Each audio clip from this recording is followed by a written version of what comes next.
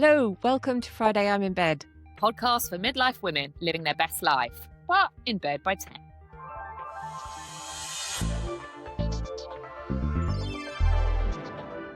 This week on Friday I'm in Bed, we're talking about the hot topics of the week, starting with what happened at the BAFTAs. Everyone's discussing Tourette's, tics, the impact on the Black community, and whether the BBC should have cut the footage to avoid causing more harm. We're unpacking what responsibility broadcasters have in live moments and who gets centred when these debates happen. Then we're moving on to Emerald Fennell's new Wuthering Heights. Bronte purists are not happy, but can two pieces of art exist on their own merit? In this case, both created by women and maybe both deserving space. And finally, the Winter Olympics. The women absolutely delivered, winning on their own talent under their own creative control. And we're also talking about that moment where one husband was visibly overjoyed watching his wife take gold. Supportive men we like to see. Grab a cuppa, let's get into it. Hello. Hello, how are you?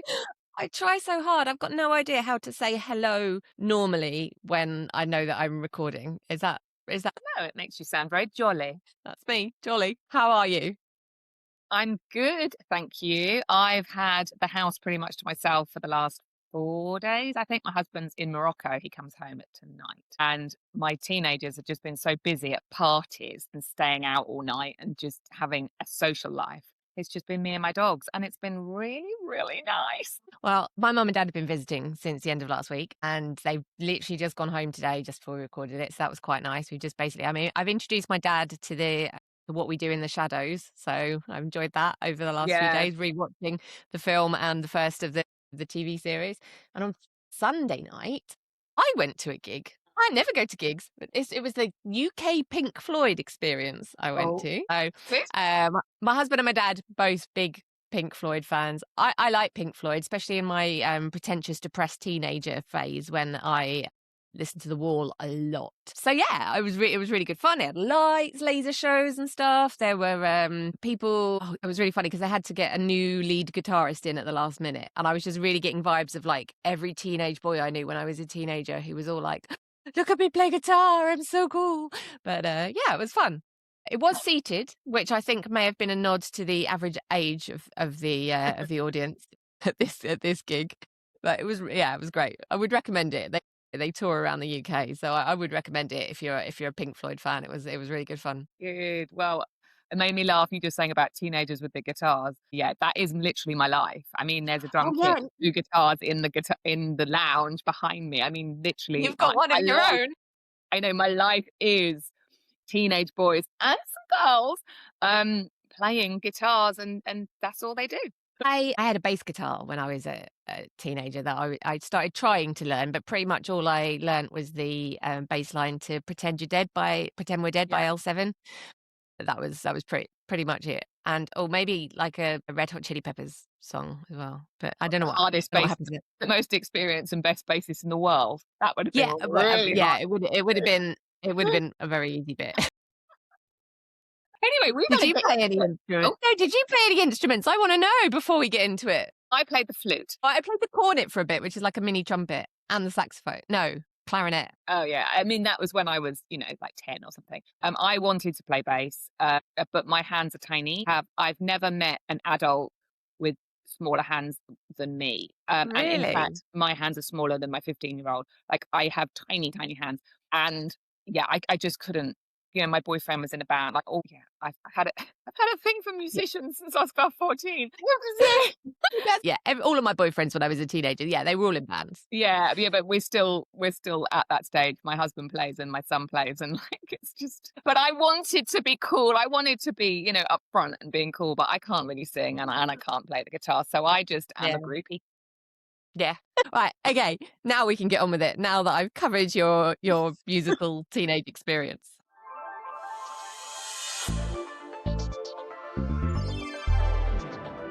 Right, so we're going to start off, probably a bit of a trigger warning at the beginning, that we will be discussing disability, racism, and other kind of sensitive topics, I guess, during this one. I just have to do that before I do my little introduction, which is that we are going to talk about what happened at the BAFTAs on Sunday night.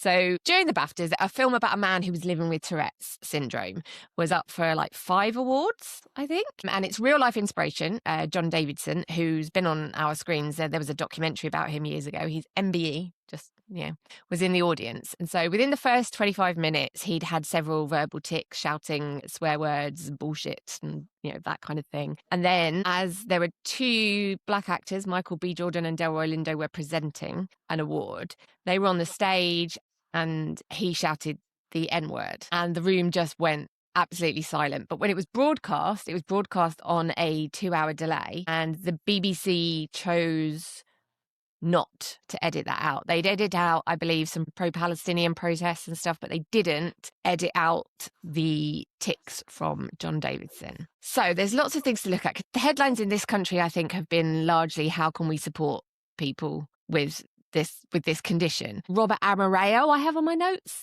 who won Best Actor for actually playing Davidson, and he spoke beautifully about understanding and compassion, and it's such a misunderstood condition, Tourette's.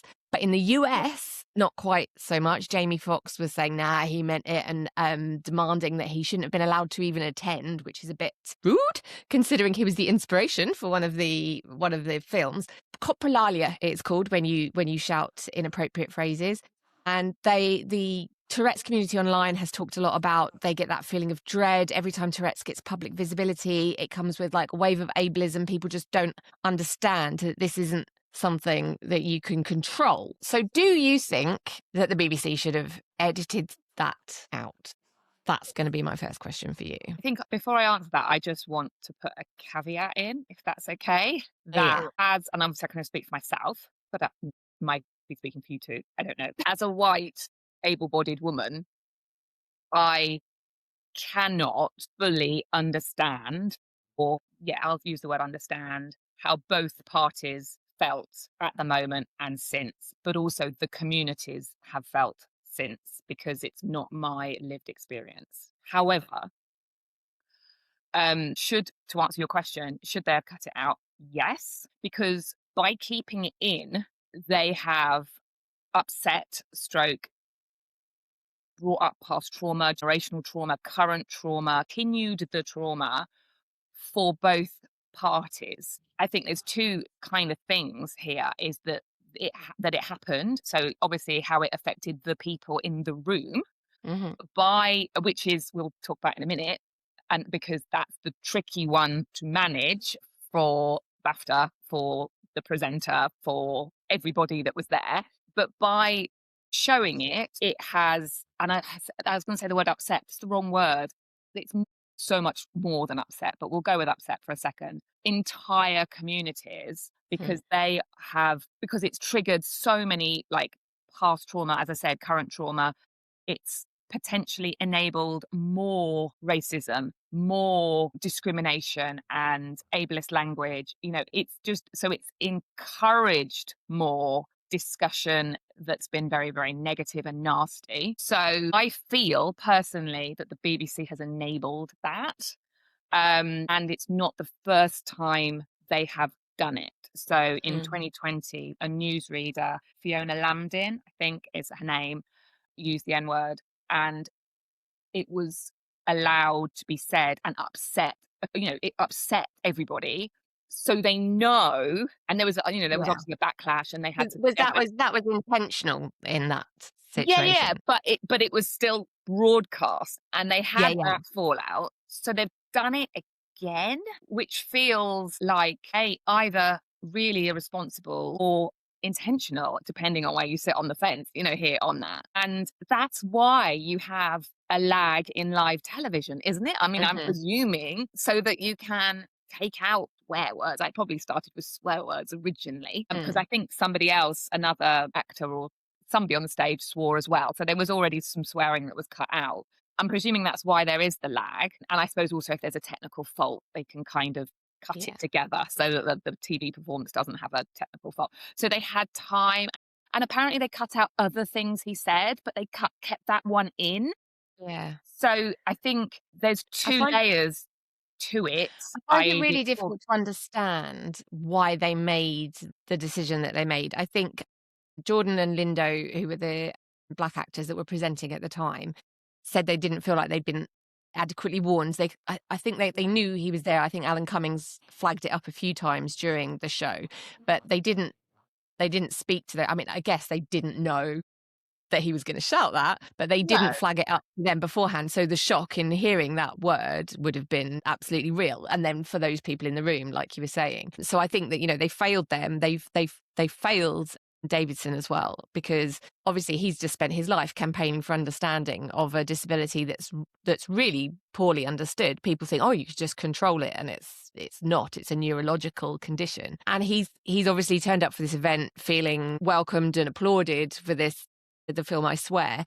And then he left the room 25 minutes after that. He ended it feeling mortified and upset. So they failed him as well. So they've essentially, in that room, failed two groups of vulnerable people, or specific vulnerable people, three vulnerable people, I guess. But also then by choosing to broadcast it, I guess there's an argument that people are talking about Tourette's now, but I don't think, by broadcasting it, again, they're normalizing that kind of language in a way, and that it's a conscious decision, and it's one that I do find really, really, really difficult to understand. There is, I guess, a question of cutting out Tourette's tics is similar to, you know, if you'd cut out somebody getting on the stage in a wheelchair or something like that. You know, if you were going to say you want visibility for disabilities, a lot of abilities in that, disabilities and visibility. Yeah, but you want that visibility. But also, when it's something to do with language, you've got a responsibility to make sure that visibility isn't causing distress. Yeah, and I think if I was the editor, if I was the one doing the cutting, and I was really aware that we mustn't silence the man, you know, the key man with Tourette's, and knowing that the film's won, and, you know, like, absolutely, I might have kept in the bullshit and removed the, you know, the N-word, because, well, I would have definitely have removed, you know, because I have seen the argument that, well, if we'd have silenced, or if they'd have silenced him, that would be silencing his voice. But they silence some words, but not others. So again, which ones are we going to silence? And my understanding, and it's what I think I really wanted to reiterate, because I've been reading a lot of the comments, as you know, I'm always the comments person. You love the comments. I love the comments. There is so much misunderstanding with Tourette's, but also there's different types of Tourette's. I am in no way an expert. Like, literally, I know very little. But what I have gathered is what he has, and obviously people have, is they actually say the word that they mustn't say. So, for example, shouting "there's a bomb" at an airport is one of the examples. Or I think, did he or somebody told the Queen she was a wanker? You know, it's like the worst thing. So it's almost like I mustn't say. But then I'm seeing the argument to that, obviously, is that it was in his head. And there's a lot of conversation around why is it in his head. But then there's also then people saying, well, it's in our psyche, like it's in our lexicon. And if you said to me, what's the worst thing you could say to whoever, it would be the worst word, because it's in there. Yeah. And I think he didn't have control of that. But then I'm seeing people saying he should have been put in a separate room, which is literally segregation. But again, that's such ableism, and not inclusive. It's segregating, which we don't want. Exactly. But then how do you manage that? Because, I mean, apparently they did say at the beginning, they did tell everybody, but I mean, whether they did or not. I think there's also, and again, you don't know what's been cut and stuff, but the presenter obviously apologised. It's Alan Cumming, I think. Alan Cumming. But from what I understand, the first thing he should have done, but didn't do almost, is actually apologise to the two men on stage. It was almost like, oh, sorry for the language type of thing. And I think there's this fear of probably saying the wrong thing, but sometimes by worrying about not saying the right thing, you say the wrong. What am I trying to say? But I can see that, because we're doing the same thing now. I can see it because I can hear it in the way we're speaking. We're both really carefully thinking about our words before we say it, which is just really interesting, because you want to try and be clear about what it is that you mean. Tourette's is such a difficult one, I think, because of its kind of offensive, the language coprolalia, which I'm trying to get in my head. Big word. Because it's offensive, it's such a difficult one to think, how do you deal with that? How do you make spaces accessible to somebody who has that as a condition? Because they can't help it, but it's, again, if you're shutting him in a different room, that's not exactly But accessible, is there it? are. It's a bit like, you know, if you turned up in a wheelchair and you'd say, "Oh, I'm really sorry, we don't have room to let you in because you take up too much space in the bar," or like, Yeah, you but know, that does happen. yeah, yeah. Well, it shouldn't, but No. and there would be an outcry if that did, you know, it would be in all the newspapers like it was awful, but when it's Yeah, something like Tourette, which is upsetting other people. but there are experts in Tourette's. So if I Mm, was running the show, I wouldn't know how to manage the potential situation that was going to happen. But that's because I don't know anything about Tourette's. mhm, However, I would make sure that I spoke to or was advised by somebody that did. And I would say to them, you know, as someone that used to run events, you know, you had to make sure it was accessible, for example. And I don't have all the answers, so you speak to somebody that knows, and I say, so what about, and what would happen if this happened? Troubleshooting, you know, you do all of that, and you ask the expert to give their opinion on how to manage the situation mm. so as not to offend the person that's got Tourette's, but also to damage limitation the rest of the event. And I mean, I'm hoping they did that, but maybe who knows? Because that the expert surely would have a little bit more of the answer of what to do. Because I don't know Yeah. what to do. The presenter didn't know what to do. You don't know what to do. But there are people that run charities and must know what to do. Yeah, doctors even, like. Well, yeah, and they'd say, Do you you know, think if it had been a different slur, it would have been edited out? So if it had been about a different group of people, so I don't know if this bit could go horribly wrong. Maybe I should not go here, but you know, if it was shouting midget at a small actor or the C word at a well, he could female have said actor or something that kind of thing. anti-trans. Yeah, I Yeah, mean, yeah.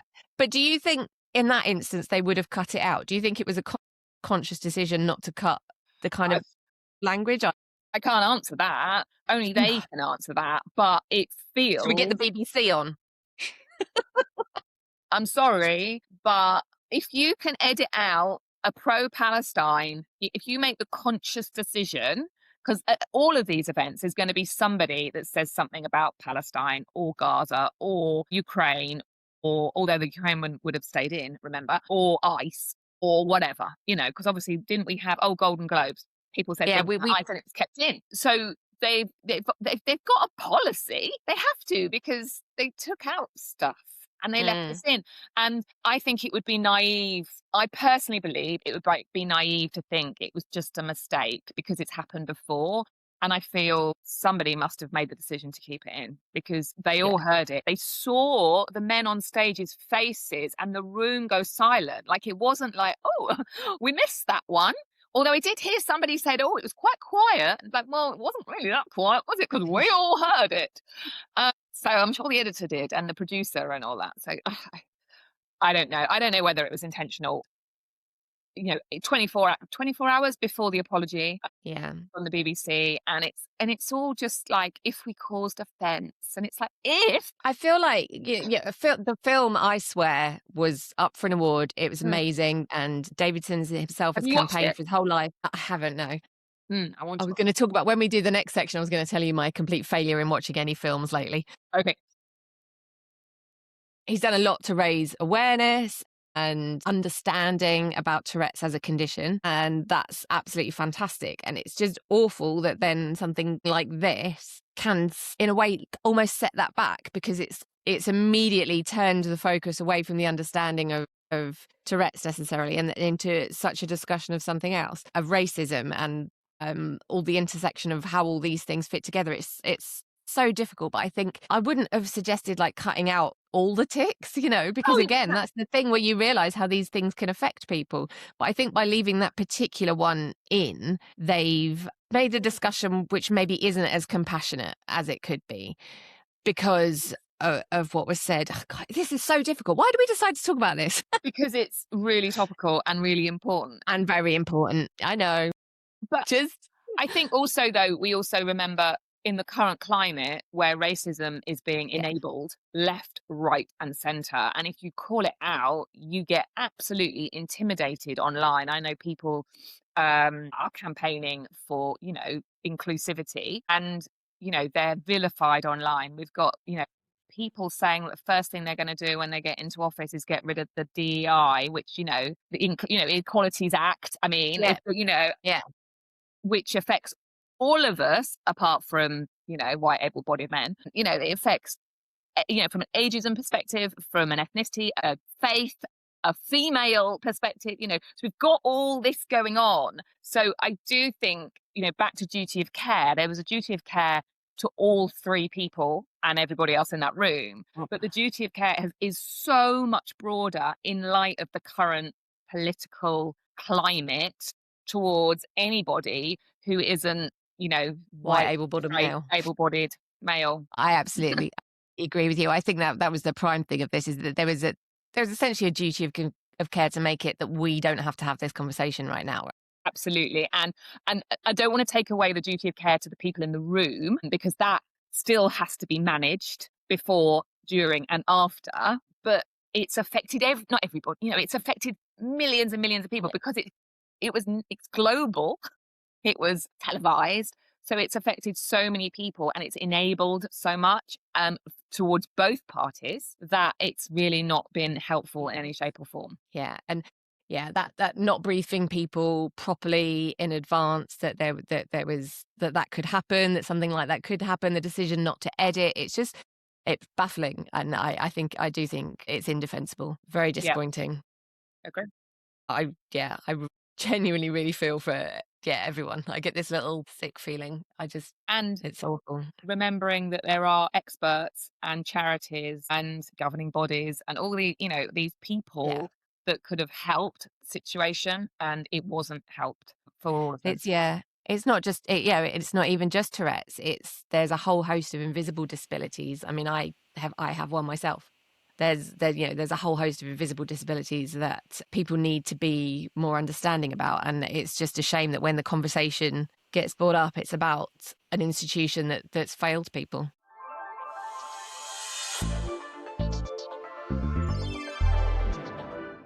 I went to see Wuthering Heights at the weekend, and I did mention last week I was going to go, and we were going to talk about it this week because I knew there would be lots to talk about. So Emerald Fennell, for anyone that's been living under a rock, has, I don't know if she's produced it, but written and directed Wuthering Heights in inverted commas. The inverted commas are very important here, and has said she wanted to create a film that showed how it impacted, like her interpretation of it when she read it at 14. So it is based on the book. It is not the book. Based on the book, as in there is Heathcliff and there is a Cathy, and that kind of thing. And the story kind of follows the same theme as the book. Some things are the same as the book. Some things are added that aren't in the book. Some things are missed that are not in the book. So it's first things first, I need to say that I absolutely loved it. I'm not going to spend lots of time talking about why I loved it, but it's stunning. The costumes, the scenery, the music, Charlie XCX's song, it's a visual feast. It's kind of epic. Yeah. So, I personally loved it. But I am going to say, and we'll talk about this in a bit, I don't think it's aimed at me. I think it's aimed at the Gen Zs, late teens, early 20s people. So it's not really even aimed at me, but we'll come on to that in a bit. Bronte fans are very upset. And also, I would say the elite, I'm going to say elite, probably not the right word, but press, the kind of, so the Telegraph, for example. Like the broadsheets. Not like the broadsheets. But I'm going to say elite because there feels, I'm not saying this about the Bronte fans, but by the press, a little bit of snobbery going on here. And they're all up in arms because the film is not the same as the book. But the film isn't supposed to be the same as the book. But we'll come on to that in a minute. I'll chat about that with you. But other things have come up. So one of the biggies, which is an important one, is that Heathcliff in the book is not white. It's ambiguous about his ethnicity, but the feeling in the book is that he is Romany. He's described as gypsy very early on. And then there's some reference to India. Anyway, it's not confirmed, but he is not white. Emerald's Heathcliff is white.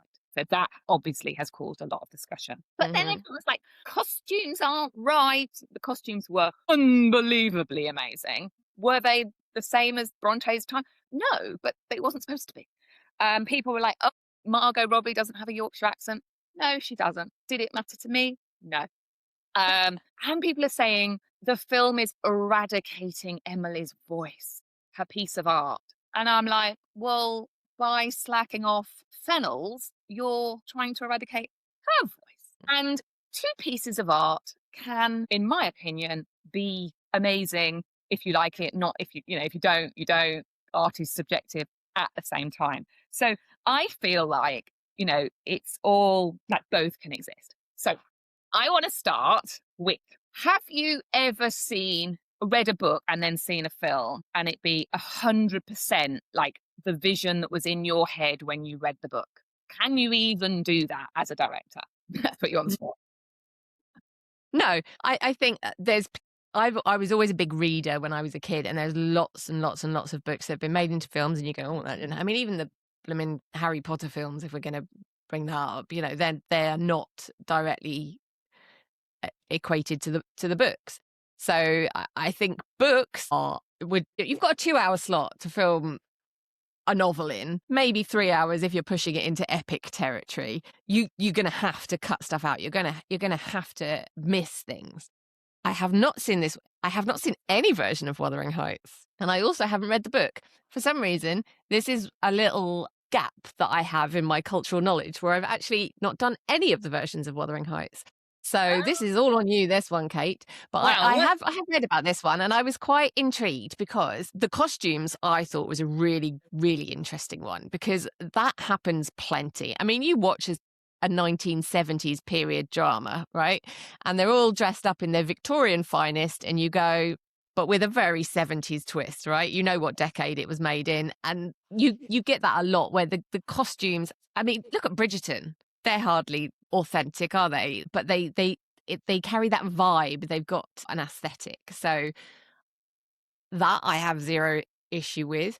I think one of the things with Wuthering Heights is it was quite, like I say, I haven't read it, but I did do English and media studies when I was at university, which is why it's so awful that I haven't seen a lot of these things. And I also haven't been to the cinema at all recently and watched any films, so I'm so behind on everything. So you're gonna have to forgive me here, but I did do media and film studies. I guess vibe of the book, the story of the book. So my understanding is that Heathcliff is not a pleasant human being, that he is, frankly, a bit of an arse. Wow. And cruel, manipulative, possessive, abusive, potentially. But a lot of the film adaptations try and make him into a bit of a romantic hero. So how does he come across in this one? So, I mean, Wuthering Heights is about toxic relationships. It's not just him. Kathy is toxic. The whole thing is toxic. And in fact, a lot of the relationships are toxic. And that absolutely comes across in the film. Oh, it does. I mean, it's kind of not helped that Jacob Elordi is so hot, I have to say, because well, this has been one of the questions: is he dark and menacing enough to be Heathcliff, or is he just being, have they prioritized beauty and star power over actually? I'm going to have to say, as a 53-year-old woman, I was just like, him is young Heathcliff, more feral Heathcliff. I was just like, but I think that was intentional. I have seen it because Tom Hardy's played him, for example, but so's Cliff Richard. Also two Heathcliffs, and also Timothy Dalton. So that's 4 Heathcliffs now, not white. We've got a bit of a range. Yeah. It's a gothic romance as in its original form. It's dark. The film is dark. It's moody. It's sexy. It's unrequited love. There's a lot of symbolism going on. He is toxic. But did I come out hating Heathcliff? No, not really. But yeah, I mean, it was just this. I suppose it's how you interpret it, and it is subjective. I think picking up on your have you read it type of thing. I did English literature to degree level, and I studied Wuthering Heights at A level, and I hated the book. Which people are like, you hated the book? Yeah, because art is subjective. I didn't get on with it, and I really struggled with Wuthering Heights. And when you choose the books you're going to actually revise and answer questions on in my actual A level, I chose not to study it further. I watched the film, kind of vaguely remembering the story, and came out and now want to read the book. So my argument for the the new Yeah. film is what she has done has brought a classic to younger people, because let's face it, there's a lot of young people, it's got Charlie XCX on the soundtrack, for goodness sake. It's very Mm. Gen Z, very, even though in the cinema it was full of all ages. I think they will read the book now. Yeah. And I spoke to my son last night and I was talking to him about this, and he was like, well, we don't read. We don't read. And I'm like, of course, some people, some Gen Zs read, but we didn't have the internet. We read, and we had 3-4 channels on the TV. You had to go to Blockbusters to hire a film. Like, Yeah. we read books way more than now. So actually, I feel that it will encourage people to read. And I think that's exciting. I don't think I love, my favorite book of all time is The Handmaid's Tale, which I studied at A level. So I did do The Handmaid's Tale in the exam, and I didn't do Wuthering Heights. And I love the series. And yeah, it started off kind of to the book, but it went off on tangents. It has nothing to do with the book in a way at the end. Did it matter to me? Mm. No, because I can enjoy two things at the same time. I think that's what frustrates me. I think she should have cast Heathcliff as a non-white actor. I without a doubt, because it's all right saying, well, Cliff Richard in the 70s or 60s, he was white. Well, that was then, this is now. And I think what she did do is other characters who are white in the book are not white in the film. And I think potentially there's been I've mixed it up here. But the argument I'm reading is like, okay, so the secondary characters, it's all right if they're not white, but the main character, I feel like she should actually. That's my only thing in the whole film is I absolutely think, I don't think she miscast him because he was brilliant. She also had him in Saltburn as the main character, or the second character as well. So she obviously likes working with him. I do believe he should have been cast differently. But to be honest with you, that's my only negativity about the film, personally. So do you think that there was any, especially as she's a female director, the issue of maybe normalizing and romanticizing those toxic relationships, do you think that there was any kind of aspect of that? Yeah, that has been discussed as well. So Isabella character, Heathcliff marries, and he marries her to get back at Kathy. I'm struggling with all the names, so apologies if I get them all a bit mixed up. I have watched the film, and I did read the book a million years ago. I never remember anyone's name in these things. In the book, she is abused by him and is not happy about the situation. He kills a dog, for example. That isn't in the film. The dog doesn't get killed in the film. And Good. I was quite happy. I can't stand that. There's a website called Does the Dog Die, where you can go and check before you watch things. Can't cope with dogs dying in films. So that didn't happen. But in the film, she seems to enjoy it. And then there's been domestic abuse charities, I think, or campaigners saying, not sure about that. But one of the things Emerald has done is there's a lot of consent going on. So there's 2 scenes in particular. When he is taking her away to marry her, he says 3 times, I will hurt you and abuse you and I'll be a monster, I think, is that okay? And 3 times she says yes. Now, of course, this is a film. This is not real life. But she added that in. There's also a scene where the servant and the maid have sex there's actually quite a lot of sex, it's worth saying as well, in the room where you put bridal gear on the horses. I don't know what this room is. There's lots of whips. Okay. Yeah. Whips and chains. And the thing that you put over a horse's head, whatever that's called, he puts over her head. So she's slapped in. You don't see the sex, but you see this. And he asks her if that's okay. So there's consent has been added, which is interesting. Okay. That's obviously for, 2026. But back to Isabella and the abuse. People have said Emerald Fennell has almost made her enjoy it. But then I was like, well, I'm not sure I really saw it as that. I thought there was coercion, which is a thing. Let's face it. I feel like you do see victims smiling in photos, even though they're being abused. Yeah. So there is a bit, but there's also quite a lot of kind of S&M references. And so there's been a lot of people going, oh, hang on, it is okay for women to like being tied up, because it's not tied up in it was very sexual undertones. And actually people have said, well, actually some people are. So there's conversation points but he was toxic. I didn't come out thinking he was a lovely guy. I did come out feeling how I was supposed to, but Kathy was toxic too.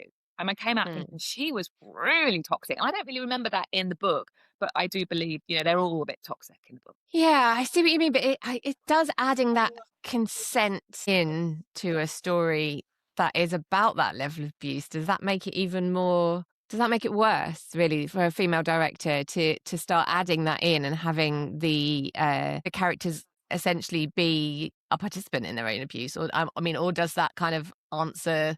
Does that kind of open those questions up to people about people? I don't know. See, when he was saying, "I'm going to be a monster to you," I wasn't like, "Oh, he's hot. Oh, I'll go with him."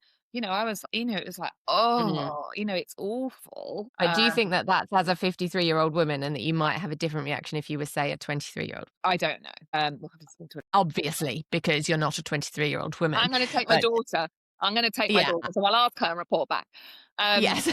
I think it's a conversation starter. I think the main reason I wanted to bring it up was how do I put this?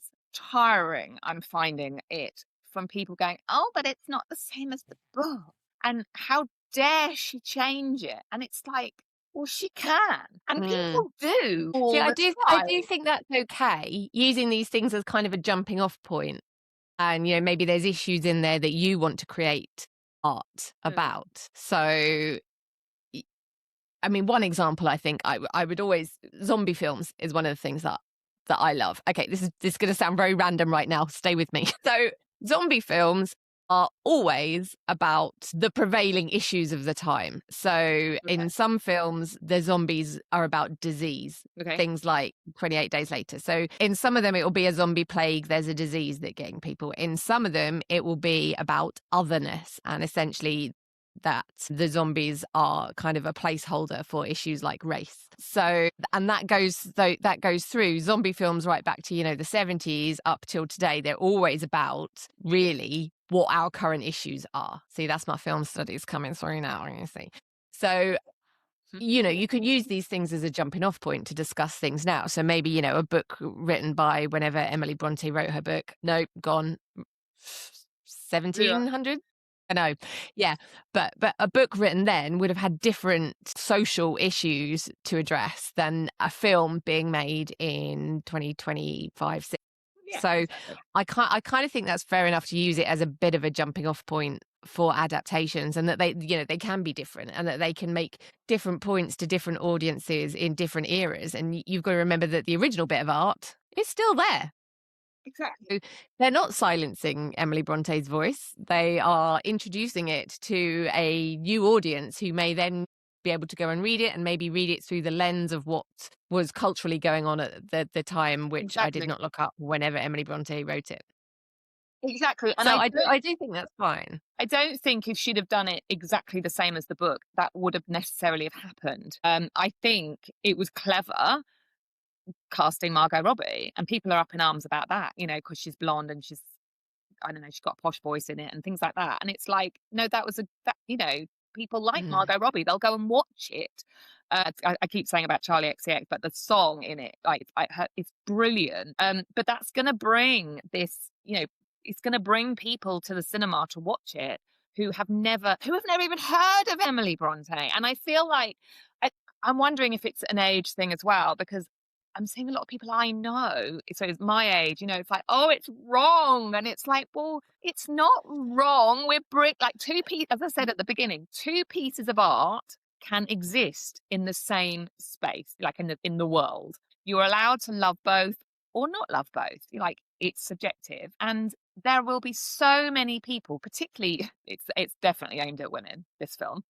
Young women who have never even heard of my daughter, 15, so she can go and see it. She has not heard of Emily Bronte, but she's heard of Emerald Fennell and Margot Robbie and Charlie XCX and Jacob, and she will love it, type of thing, So, and actually, will it make her? To be fair, she ain't going to pick up the book either, because she doesn't read. I don't think she will. But the next person might her thing. And so I think that's a positive thing. And I feel like I've seen people say, yeah, I'm a Bronte fan. I can't watch it. Well, go and watch it then. I mean, at least you have to watch it to have an opinion, if you know what I Right. mean. You've sold me. I'll go this week. Maybe I'll read the book as well while I'm on holiday. You might not like it, but it's quite hot. But at least I'll know. Quite hot. Although there's no nudity, but it's very hot. Mm.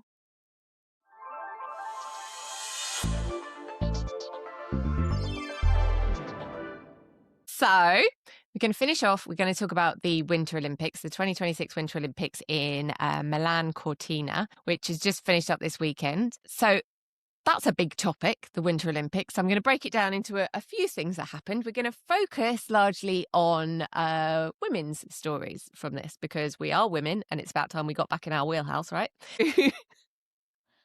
This year was the most equal Winter Olympics in history with representation. It was 47% women. So it's not quite 50-50, but it's 47% women. And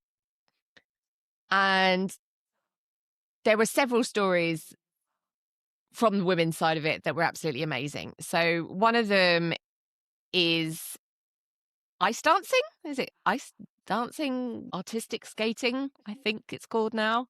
You know the one I mean. Yeah. The one where people spin around and do stuff on ice and with like, you know, knives strapped to their feet. That one. So Alyssa Liu is absolutely amazing. She's the first American woman to win Olympic figure skating gold in 24 years. She retired at 16. So she decided she didn't want to do it anymore, retired at 16. She was absolutely amazing, hated skating. She took 2 years out and then she went skiing at 18 and she just got this adrenaline rush and realized that she'd been missing it from her skating. So she came back and realized that it wasn't skating that she hated. It was all the other stuff around it.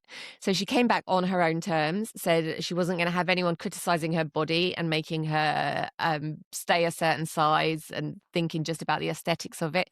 She took complete artistic control of her programs and she won a world title and now an Olympic gold. She said she didn't need to get the gold to validate her decisions and she just knew that she had to do it. And it was just a really powerful story, I think. Plus, she has the most amazing stripy hair. Have you seen her? Yes. Absolutely. I've literally been Googling how I can do that with my hair, but I don't think I have enough. Right, okay. So, yeah, it was absolutely amazing to have that kind of trust in yourself and know what you want to do and that you want to take part in a sport like this on your own terms was absolutely fantastic in something that's so focused on aesthetics. So that was the first story. Eileen Gu was another one that came up. She competed for China. She won 2 silvers and a gold, and she's the most decorated free skier in Olympic history. She's got 6 medals. She did all of this while she was studying at Stanford, working in fashion and recovering from serious injuries. She's like ridiculous. Yeah, no, I hate her. When you're like, I got out of bed, woo, only just, woo. So yeah, she's absolutely amazing. She was asked in an interview, somebody said to her, did she see the silver as a failure? And she was like, did you lose the gold or did you win a silver or something? Something about, do you feel like you lost the gold? You lost the gold or won a silver. And she was a bit like, look, I'm like the most decorated female free skier in history. I'm good, which was amazing. And again, that was a level of self-trust from a woman in a competitive thing, a competitive field, which you're not really encouraged to. We're supposed to be all, oh, no, I'm just so grateful to be here. So it was absolutely amazing. Again, both of those athletes are Chinese American, so that there was a little bit of discussion. Eileen Gu skied for China. So there was a little bit of a kind of playing the two off against each other. And was she a traitor because she skated for China instead of the US? But that's it. It's their heritage kind of being weaponized against each other for a political narrative, which neither of them were a slight bit bothered with. They were, they are athletes competing in their field. They congratulated each other. These women are not at war. We've spoken about women being pitted against each other before. There's 2 more. This will go on a while. So the third one is Antoinette Ritmer de Jong. I hope I pronounced that right. She is a Dutch speed skater. She won a gold medal in the 1500 meters and a silver medal in another speed skating thing. I don't know. This is not my sport, speed skating. And her husband, maybe we're taking the focus off of the winner here, but her husband was absolutely fantastic. He was in the crowd, and he was obviously just so made up and so supportive to watch her win. He was doing the little heart hands, and it's like the joy on his face was just something to behold, and that was beautiful. But again, it's he was there as support, and he was obviously doing his job well. He is now the standard for supporting your wife. Yeah, absolutely. The benchmark he is. He's just set. Yeah, he has set the benchmark. But you know who didn't set the benchmark? Tell me, Gemma. Men's hockey team and President of the United States. So the US men's hockey team won gold. Yeah. But the US women's hockey team also gold. They beat Canada in overtime, and they both smashed it, basically. US men's and women's hockey team. So the women's hockey game wasn't broadcast on the main station. So the final was broadcast they streamed it on Peacock. There you go, rather than putting it on a prime broadcast. I knew I'd written that down somewhere. So it wasn't given the equal billing with the men's gold final. And then after the men won, for some reason they were partying with the director of the FBI in the locker room. No idea why, what he was doing there, like you do. And then Trump decided to give them a ring, the men's hockey team, obviously not the women's hockey team, and made some hilarious joke about he would probably be impeached if he invited the women's team to the White House. So yeah, I think he was referring to his actual disgustingness and inability to speak to women like they're human beings. But apparently that's funny. And apparently all of the men's hockey team found that absolutely hilarious as well, that the women's hockey team shouldn't be invited to the White House in case the President of the United States did inappropriate things. So funny, Kate, so funny. Then he did invite them to the White House. And the best bit is, they said, nah, you're right. Which didn't the football, I seem to remember the women's football team did the same thing. Yeah, you're right. Yeah, you're right. We've. I love about all of this. I mean, I haven't watched any of it. Oh no, actually, I did start to watch. People going down a freaking chute on a tray. I mean, let's not get into some of these random sports. And I sat there going, how do you discover you're good at this? Where does it come from? I mean, clearly there's not a lot of snow or ice where I live, for a start. But I'm scared of heights, and I'm not going to do that. I did start, and then I missed it all. But what I've absolutely seen is how the women have absolutely smashed it. But not only have they smashed it, they've just doing their own thing. They're just getting on with it. Funnily enough, women just getting on with it. I mean, it's something we are very good at. But doing it on their own terms. And I think I'm beginning to see this more and more in women's sports. And maybe this is one of the reasons why we're so excited by women's sports as a whole. Women are doing well, and women should be applauded and be seen doing sport, because they always have, but we didn't see it. But there's this feeling that they're all, like, whether you're looking at the Lionesses or you're looking at the Winter Olympics or the tennis or whatever, it feels like they're just starting to say, like, I'm good at what I do, and I know my stuff, and you silly interviewer, or you silly president, or you silly whoever, reporter or whatever, it's just, I'm doing it on my own terms. And I think it's really that, I feel like that's a little bit of the inspiration, that what's the reason why it's inspiring us so much, because it's like, not only are they doing well, they're really doing it on their own terms and loving that. I think that really, really is what's coming across, is that there's none of that, I want to say flashiness, don't know if that's the right word, that, you might see in men's sports, where there's a lot of that kind of posturing and personalities. And not that you're not seeing personality in the women's sports, but what you're seeing is women who have worked hard for what they've achieved and are there for the achievement, and they're there for the sport. And that's been absolutely fantastic to see. And for each other. I feel like, again, that's the thing. They were, Alyssa Liu and Eileen Gu were congratulating each other on their wins. It's amazing. This is like, you can be competitive without being an absolute arse, apparently. I know, and Who that made knew? me think of, going back to football again, like when we won the Lionesses, this is, they because they actually play often with the other team in day-to-day football, Yeah. they'll go and they'll hug them, and they'll if they're crying, they'll go and hold them and things, and maybe that's just a little bit of empathy and, that female part of us as well. We're working together, and whilst we are competing, we are still friends, or even if we're not friends, we are respectful of each other. And I think that was amazing. I'm interested on the figure skater, how you can come back and do it all on your own terms, because surely you're part of the American team, of which there's probably more than just you. And there's rules, I'm Mm. presuming, from a governing body.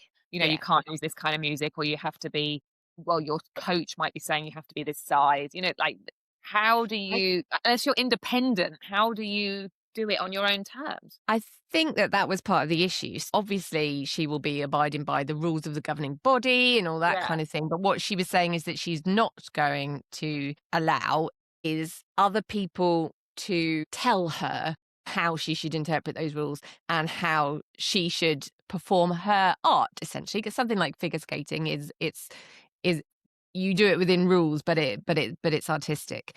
So I think that was a very important thing there. Aesthetic sports like that also quite often, similar to ballet, come with this feeling that women need to be small and take up less Mm, space in them as well. And I gymnastics, think for that that's example. one of the things that she kind of put her foot down about, is that no one's going to tell me that I need to lose weight just to look pretty on the ice. If I'm muscular because I've been training really hard, then so be it. Similar to Simone Biles in the Yep. gymnastics, where because rhythmic gymnastics and that kind of thing is another sport that has a very specific body shape associated with it and aesthetics for women, which tries to shove women into a little pretty box And it's not rather just, than allowing them to be athletes in a it's sport. child boxes though, isn't it? They Oh actually yeah, suppress their periods and things, 'cause it's not just a little box. You have to be like a 12-year-old box, yeah, even though you're a woman, you yeah, know? yeah, So, which is so dangerous as well. So the fact that they're coming out and going, "No, I can be successful and amazing at my sport, but not follow those rules," I think is yeah. amazing. But not have somebody else in control of my. But and she's so good at what she does, is that she can do that because she knows she's good. She can go, "Well, do you want me on Team USA? Then this is how it's gonna be." That kind of setting your own terms, I think is absolutely amazing. And they're trailblazers, because somebody like Simone Biles and what she's done will have helped pave the way, even though it's not Winter Olympics, but Yeah, it's yeah, still, as you said, it's just sport. Let's face it. But it's similar in that expectation is very similar. So Simone will have paved the way. So I think this is why it's so important to applaud these women, because each time these things happen, they're paving the way for the next generation to realize that they don't have to conform to outdated sexist narratives, but also dangerous. I mean, these and bodies, you know, also that you can tell people who question you about it to naff off. That was polite, wasn't it? it's funny, the whole silver thing, Even isn't if it? it's the president. There is that. But the whole silver gold thing, it's funny because of course you want to win. Let's face Mm, it, you go to win. But when we celebrate not you and I, we've never done the Olympics. Our teams, when the media, etc., celebrates how many medals Britain has got, it says how many total and then mhm. how many golds. So in other words, we celebrate the silvers and the bronzes because they're medals. It's great. So we all do that. But then a journalist to say, "Oh, have you lost the gold or did you win the Yeah, silver?" It's like, well, I they suppose just wanna she create did that in a way friction. because she didn't get the gold. But like, what a thing to say to somebody! Well done, you did really well, but not as well as you could have done. Do you know what I mean? It's one of the well, I know exactly what you mean, yeah. Like, "Yeah, I did really well. I tried really hard." Not totally though, Gemma. Not totally. Not We hard didn't enough. enough. I One of the things that I really do love about seeing this as well. I've spoken before about the fact that I played roller derby. I played for the Norfolk Broads as a team. I was on BBC Sport once. Literally, I was a slow motion replay. But I didn't start skating. I didn't start playing roller derby. I didn't really start doing any sport until I was in my 30s, and a fair distance into my 30s as well. One of the things that was amazing as I progressed through the 10 years in that sport was watching women come in, and they were in their early 20s. Absolutely amazing. Watching women get into something like this, like a grassroots sports like roller derby, when they're only in their 20s. And if I'd have actually been allowed or felt like sports was something that could be for me when I was in my 20s, who knows where I could be now? I mean, probably still exactly here, but that's not the point. One of the things I love about, and this is one of the things that was so disappointing about the decision to put the women's hockey final on streaming on Peacock, was that it means a lot, I think, for younger generations to see women's sport on television. All the arguments that women don't make as much money and women aren't as good at it as men are all absolutely fed by the fact that it's not available to see, that women don't get to see that. So therefore women don't get into sports as early. They haven't had 100 years of high level competitive sport and coaching and sports science research behind them. So whenever we see this on television and we see these fantastic moments and we see these women achieving amazing things and then standing up and saying that they did it on their own terms and that they will continue to do this on their own terms and that all of you guys can all naff off. I'm so polite today. So was the women's and men's final at the same time, hence having to go on different channels? I don't think so.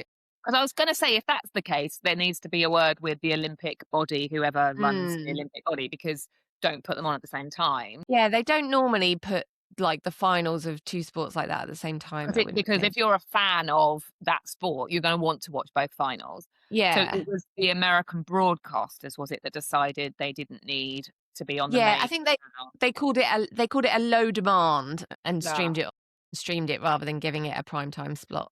Yeah, and they'll say, oh, there isn't as much sponsorship, and it's like, yeah, maybe, but for example, yeah, but that's because they know they're not going to get as much exposure because you're going to put them on. And also, if you never do it, they'll never get it. So yeah, exactly. That's how this works. I know, and it's although football in this country, well, the Euros are obviously shown, so the women's Euros or the Women's World Cup is shown, and that's the same with rugby. That only just started to happen, though, wasn't it? Absolutely, particularly because we started to do well. I suppose when we weren't kind of doing anything, we didn't show it as well. But week in, week out, women's sport is not put on the television still. But then there isn't the sponsorship, and it's chicken and egg, isn't it? They're not going to get the viewers if you don't actually show it. And if you don't have the viewers, you're not going to get sponsorship. But you can't get sponsorship if you haven't got the viewers, so you need to put it on. It's just like, yeah. Okay, I did a quick Google while you were saying that. Okay. I wanted to confirm that. It looks like the women's final was on the 19th and the men's was 3 days later on the 22nd. Because I was going to just say, hey, Olympic body, whoever you are, I don't know who it is. It'd be the IOC. IOC. That's not on, but I'm glad I didn't say that then. I think overall it's been amazing. And I think the television, well, I'm now going to say something positive about the BBC. Are you? There's been, every time I go on iPlayer anyway, there seems to be a lot of coverage of the Winter Olympics, and I feel like I've never seen so much Winter Olympics on my television than ever before, unless I was living under a rock 4 years ago. You may well have been. You may have been.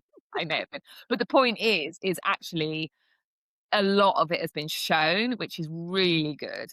I'm appreciative that it's been there and highlighted, because having watched some of it, I mean, how hard have they worked? But also some of it, I mean, they're crazy people. Like, let's just jump off a thing, with them attached to our feet, and do somersaults with them attached to our feet, and then land. Yeah, the Winter Olympics, creative ways to throw yourself down a hill. It's like amazing. Like, they are all amazing. Okay. And thank you for joining us for another roundup of midlife chat, hot takes, and occasional moaning. Well, quite a bit of moaning. Make sure you hit subscribe so your podcast app gently nudges you every Friday, because honestly, who remembers anything without a reminder these days? And also, we like people liking us because we're very needy. And if you fancy being extra lovely, leave us a rating or a review. It helps more brilliant women like you find us. Have a great weekend, everyone, and make sure you find time for yourself. You deserve it.